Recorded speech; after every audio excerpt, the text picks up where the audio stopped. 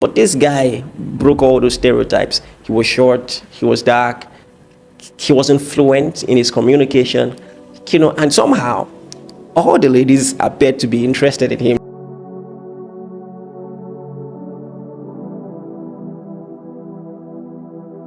So many people think the people who are tall, broad-chested, maybe have plenty money and all those things will get all the ladies. But this guy broke all those stereotypes. He was short, he was dark, he wasn't fluent in his communication, and somehow all the ladies appeared to be interested in him. Listen, if you know any such person, all right, you don't have to mention names. Tell me about it briefly.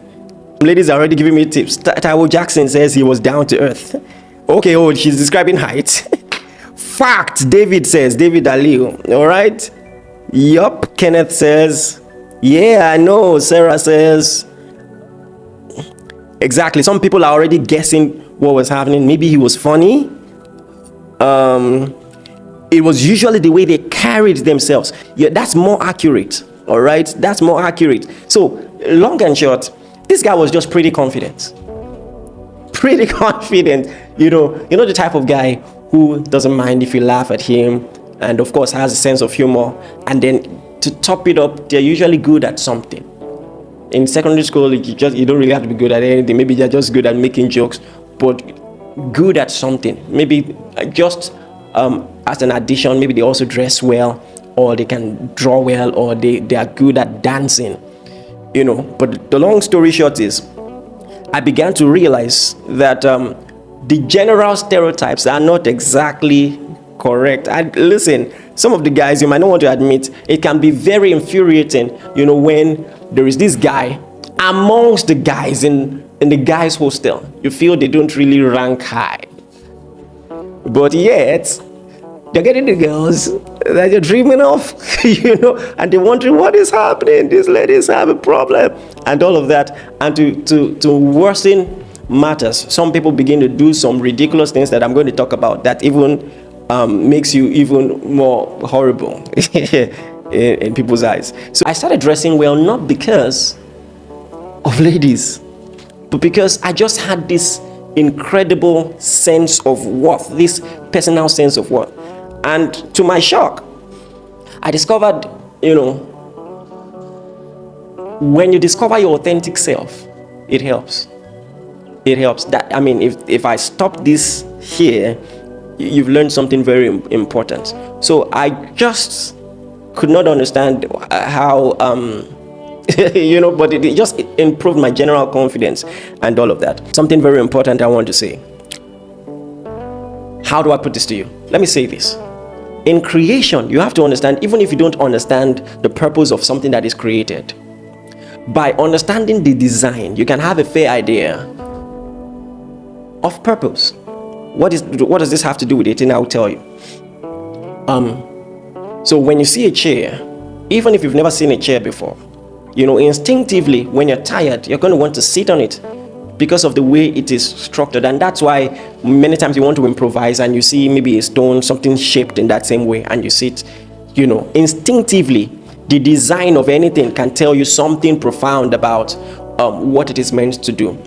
And as boring as the psychology of dating might be, and as carnal as it may seem, it is revealing something spiritual. Let me tell you this.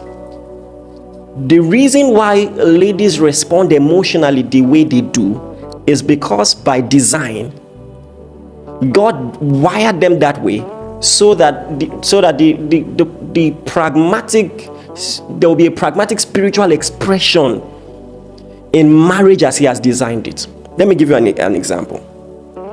You will consider it just an emotional gimmick if I tell you this, but I'll tell you how it connects to spirituality. Now, and ladies, tell me if I'm wrong.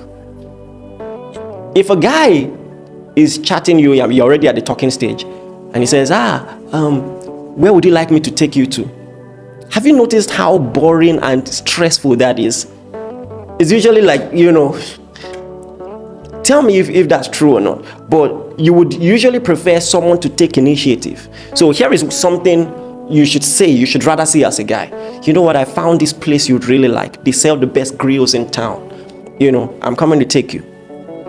because you don't understand how stressful. There are many reasons why a lady will not appreciate it. Let me look at the comments.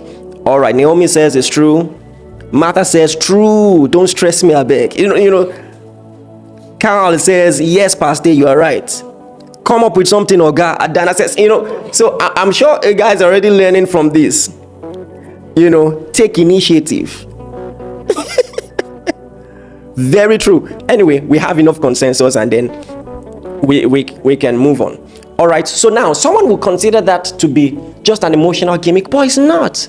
Maybe they are wired that way because by God's design, you're supposed to take the lead. So what is emotionally true is also spiritually true. And that's why you can understand why someone who just understands purpose will likely just improve in every other area of his life. These are simple ways that spirituality and just observing things just got me better generally. When you look at God's design for creation and marriage as it was formed, you learn a lot. Look at Adam.